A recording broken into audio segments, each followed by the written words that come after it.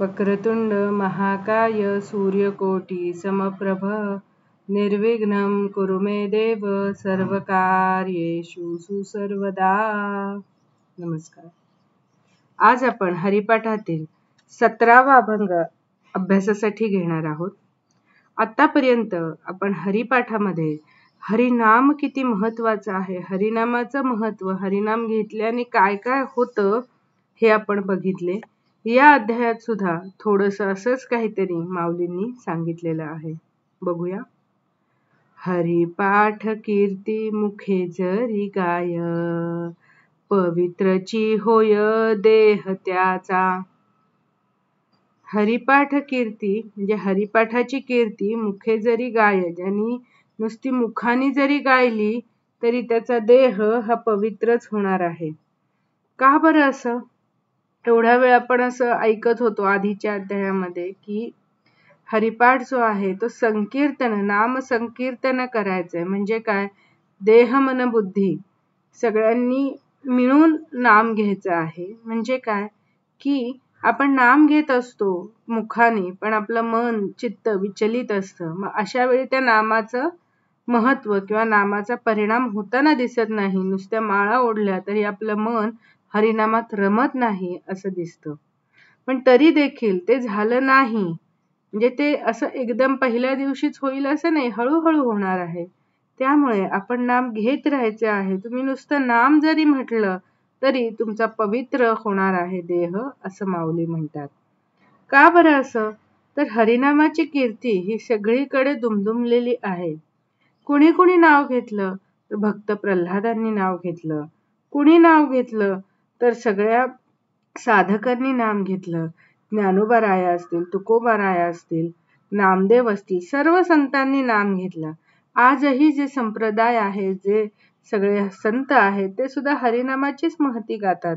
पवित्र तो देह वाणी पुण्यवंत, जो वदे अच्युत सर्व काळ. तयाच्या चिंतने तरतील दोषी, जळतील राशी पातकांच्या. म्हणजेच यामध्ये सुद्धा नामाचंच महत्व सांगितलं आहे. तो देह पुण्यवान होईल जो नाम घेईल असं सांगितलेलं आहे. बघूया पुढचं. तपाचे सामर्थ्य तपिनला अमुप, चिरंजीव कल्प वैकुंठी नांदे. आता हे थोडं समजून घेऊया. तपाचे सामर्थ्य तपिनला अमुप म्हणजे काय की या तपाचे सामर्थ्य किती आहे हे माऊली इथे सांगतात.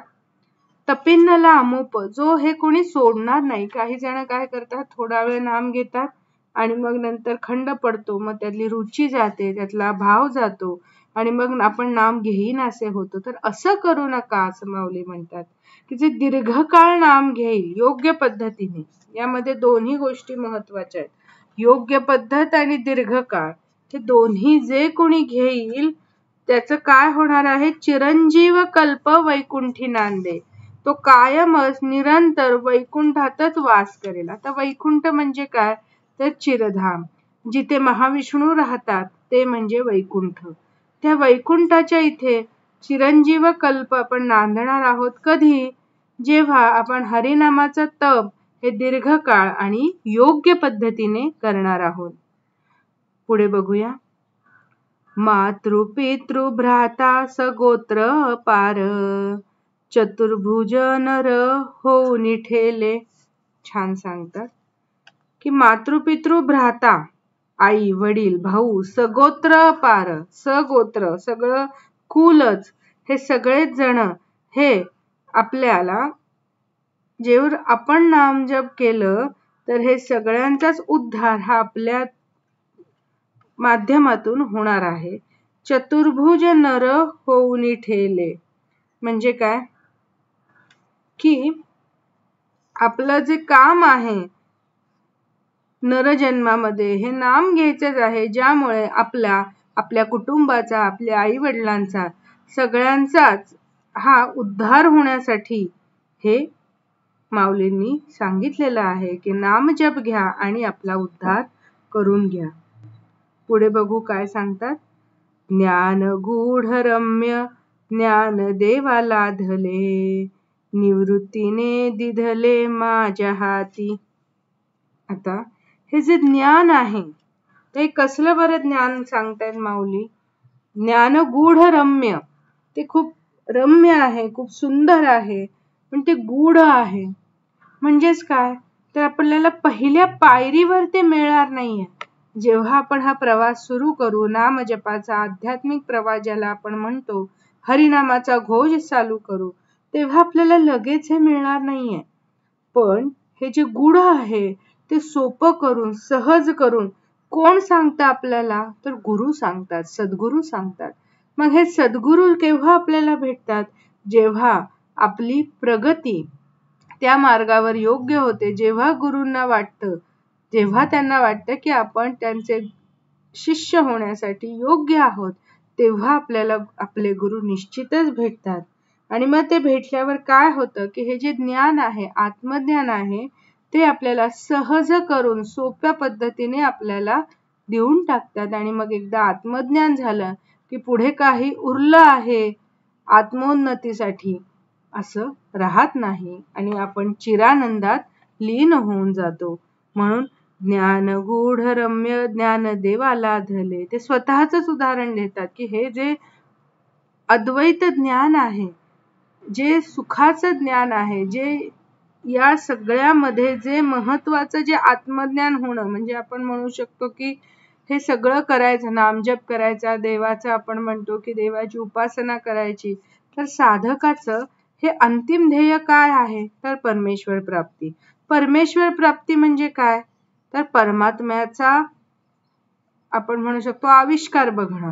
त्याचा आविष्कार हा आपल्यातच आहे, म्हणजे तो आत्मज्ञान होणं हे महत्वाचं आहे.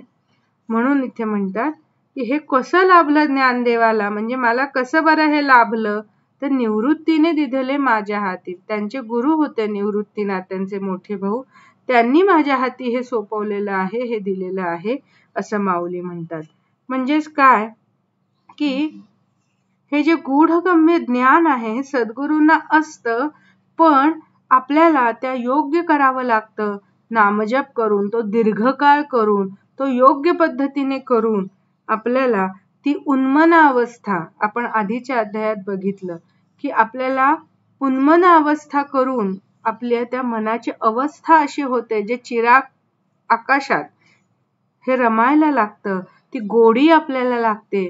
जेव्हा तुकोबा माऊली म्हणतात आनंदाचे डोही आनंदी तरंग, म्हणजे ती जी स्थिती आहे की ज्यामध्ये आपल्याला सभोवतालच्या जगाचा विसर पडतो आणि आपण फक्त त्या नामामध्ये लीन होऊन जातो. आपल्याला चिद आकाशात आपली जी इष्ट देवता आहे त्याची छबी दिसायला लागते, आपण त्याच्यात तल्लीन होऊन जातो आणि मग आपल्याला आत्मज्ञानाचा आविष्कार होतो, असं माऊली म्हणतात.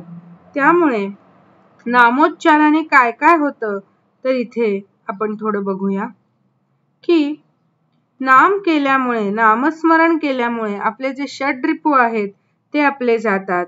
नामोच्चाराने देह पवित्र होतो. आणि ही पहिल्या या पायऱ्या आहेत वेगळ्या वेगळ्या, की आधी आपल्या षड्रिपूंवर आपला ताबा आला पाहिजे. काम, क्रोध, ईर्ष्या हे सगळं आपल्या नियंत्रणात पाहिजे. ते झाल्यावर आपला देह पवित्र होतो. ते झाल्यावर आपलं जे मन आहे ते बहिर्मुख असतं. आपण कानांनी काहीतरी ऐकत असतो, डोळ्यांनी काहीतरी बघत असतो, जिभेनी काहीतरी आपण त्याचा स्वाद घेत असतो. पण हे सगळं, या सगळ्याच्या पलीकडे आपलं मन सारखं काय कानावर पडतंय, काय आपण डोळ्यांनी बघतोय, हे सगळं आपलं मन त्याच्यात रमलेलं असतं. ते बहिर्मुख मन आपल्याला अंतर्मुख करायचंय आणि हे सगळं करत असताना नामस्मरण चालू ठेवायचंय. हे जर आपण सगळं असं चालू ठेवला हा प्रवास, तर आपल्याला सद्गुरू मिळतात, सापडतात. त्यांना आपली खात्री पटली की ते आपल्याला आत्मज्ञान देतात आणि आपलं नाम कसं घ्यायचं इथपासून आत्मदर्शन होईपर्यंतचा हा प्रवास हा गूढ रम्य आहे, जो आपल्याला सद्गुरूंच्या कृपेमुळे, सद्गुरूंच्या मार्गदर्शनामुळे आपल्याला मिळतो.